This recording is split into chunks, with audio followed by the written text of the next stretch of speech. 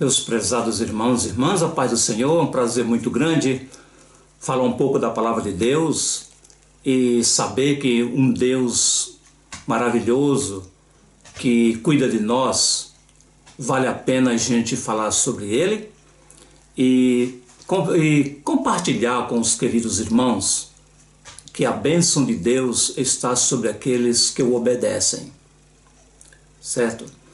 Então, se temos um Deus que está no controle de tudo, então nós podemos estar descansados e certo de que a vitória será absolutamente certa também.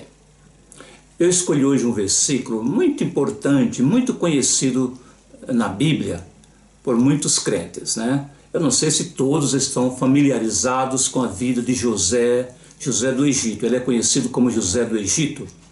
Ele era um dos filhos de Jacó, e o versículo que eu encontrei, que eu vou compartilhar, se encontra exatamente em Gênesis no capítulo 50, no versículo 20. Vai ser uma mensagem muito rápida, certo? É só uma palavra de ânimo e de encorajamento para você, ou vocês, irmãos e irmãs, onde quer que vocês estejam exatamente nesse momento.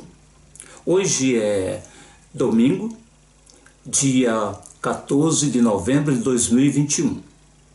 Como os irmãos sabem, eu prego uma mensagem cada 15 dias, quando há tempo ou possibilidades de disponibilidade de horário, então a gente prega pelo menos uma vez por semana, mas ultimamente só uma vez em cada 2 semanas.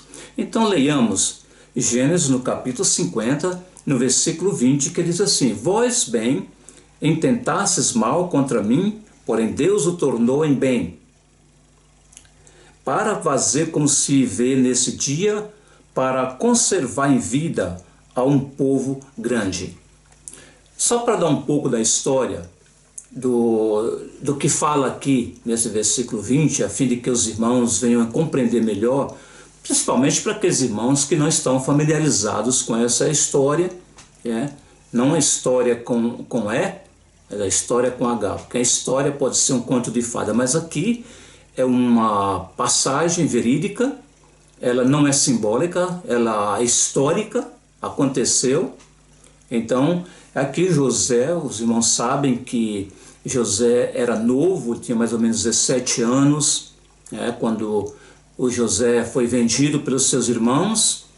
Uma das razões pelas quais os irmãos o venderam para Faraó, para o Egito, foi simplesmente eles chegaram à conclusão que José era amado pelo pai, Jacó no caso, mais do que eles. O José também tinha tinha um tipo de uma camisa, não é? Uma capa colorida, que certamente provocou inveja nos outros irmãos, né? Então aqui a história é muito importante, mas o momento mais importante da vida de José, apesar de todas as experiências que ele teve, não foi ser o segundo homem mais poderoso na época, principalmente no Egito, mas o ponto principal na vida de José foi quando ele soube que Deus fez isso para o bem de todos. Deus não está assim se importando tanto com a posição que a pessoa ocupa na sociedade ou numa igreja, mas a situação e os motivos do coração. Então, apesar de todo aquele sofrimento, Deus tinha um plano na vida de José. Por que Deus não age de formas diferentes? É isso que a mente humana, nós como seres humanos, pensamos na nossa interpretação, na nossa filosofia de vida. É isso, a gente quer apelar para a lógica, não é? A lógica matemática, 2 mais 2 são 4, mas Deus não é subalterno a essa ordem matemática humana, porque a própria matemática humana ela é falha, ela não é perfeita. Mas Deus faz coisas que estão muito além do nosso entendimento, transcende o nosso entendimento e interpretação do plano de Deus, porque os pensamentos do Senhor são mais altos do que os nossos pensamentos. E aqui diz no versículo 20, vós bem tentastes mal contra mim.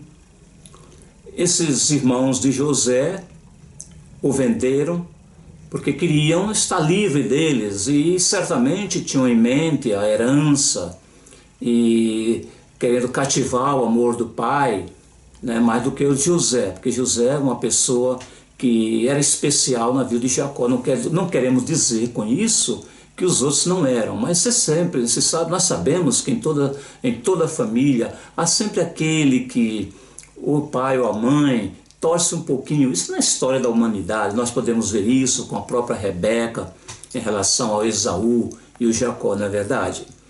Pois bem, então isso não tem dúvida de que provoca um certo ciúmezinho. Então aqui o importante dessa mensagem é que o plano de Deus, que era desconhecido para os irmãos de José e para o próprio José, que passou por tantas experiências negativas. Ele foi acusado de estupro contra a mulher de Potifar, que era o senhor dele. José foi jogado num poço, não é? Foi num buraco. José foi para uma terra desconhecida, onde a língua que ele sabia, que falava, era desconhecida por José. Então ele enfrentou problemas não só culturais, mas problemas transculturais, problemas familiares, para chegar a um ponto que Deus queria.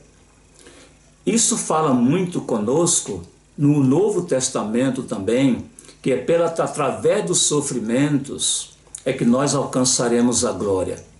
Na história do homem, mesmo na história do próprio Senhor Jesus Cristo, o Senhor Jesus Cristo conquistou a nossa salvação através do sofrimento. O que Jesus passou neste mundo com líderes romanos, os seus próprios patrícios e conterrâneos, os próprios judeus, não digo a nação toda, né?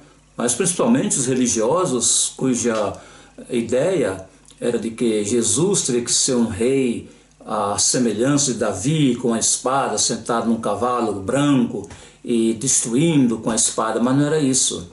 Então eles tropeçaram na interpretação da Bíblia, porque eles não tinham o Espírito Santo para guiá-los.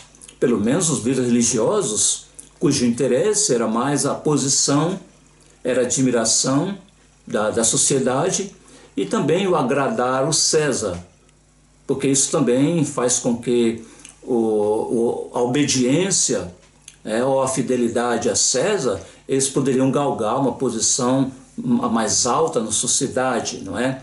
É sempre o coração do ser humano assim, querendo a glória, não é verdade? Então aqui Deus fez isso para o bem. Então isso eu estou falando para mim também. Nós, no decorrer da semana, dos dias, até das horas do dia, nós passamos por momentos incríveis, momentos que nós não gostaríamos, não tem nenhum prazer nesses momentos, que é o chamado na Bíblia, o dia mau. Quando esse dia mau vem, não é? Nós muitas vezes pensamos assim que não vamos aguentar, que nós não vamos chegar ao porto seguro. É como se nós estivéssemos em um barco furado, como os próprios discípulos se encontraram num barco, não era furado, mas um barco que estava a ponto de sossobrar. E Jesus estava ali, não é? Jesus estava de olho. Isso nos ensina uma lição muito grande. Quando estamos pensando que vamos sossobrar ou afundar, Jesus está de olho, Jesus está olhando, porque Ele é onipresente e Ele é onisciente.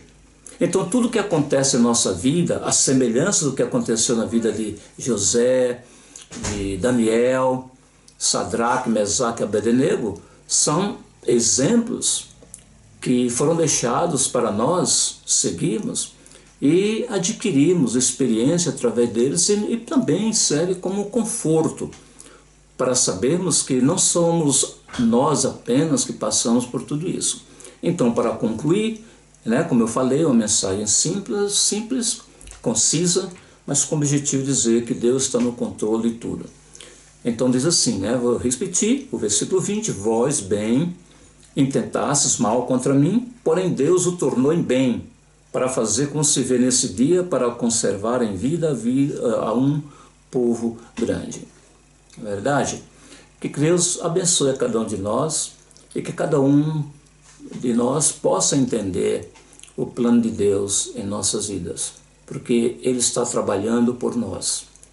Os seus olhos estão em nós e sobre nós, e não há demônio neste mundo que possa deturpar os planos do Senhor para conosco, para com a nossa vida. Que Deus abençoe você. Eu vou fazer uma oração muito sucinta, pedindo a Deus a graça. Senhor Jesus, quero pedir a cada um dos meus irmãos, os ouvintes que não são crentes, onde é que eles estiverem, para que venham saber que existe um Deus que está no controle de todas as coisas. Jesus é o nosso piloto, o que nos conduz à cidade celestial, ao ponto certo, sem nenhum erro de estrada. Que o nosso Deus, que está no controle do leme da nossa vida, Ele nos dirigirá às águas tranquilas, como diz a palavra de Deus em Salmo 23. Eu quero orar pelo doente, pelo enfermo, por aquele que está em leito de dor, com dores excruciantes, além das possibilidades humanas de suportar. E eu peço em favor dessa pessoa, ou dessas pessoas em toda a parte da terra, irmãos e irmãs que estão sofrendo com problemas de marido, de mulher, ou de casamento, e problema de desemprego, problema com o coronavírus e tantas outras coisas, incertezas da vida, que Deus possa tocar nesse momento aquela vida, e que essa vida agora possa adquirir essa fé e esse propósito em sua vida que só Deus pode dar e nos orientar. Que Deus abençoe e tenhamos uma boa semana e até a próxima vez. Tá bom? Não desanimamos do sofrimento, porque Deus tem um plano. O cadinho da provação tem um plano de Deus para nos moldar, para nos fazer melhor. Amém.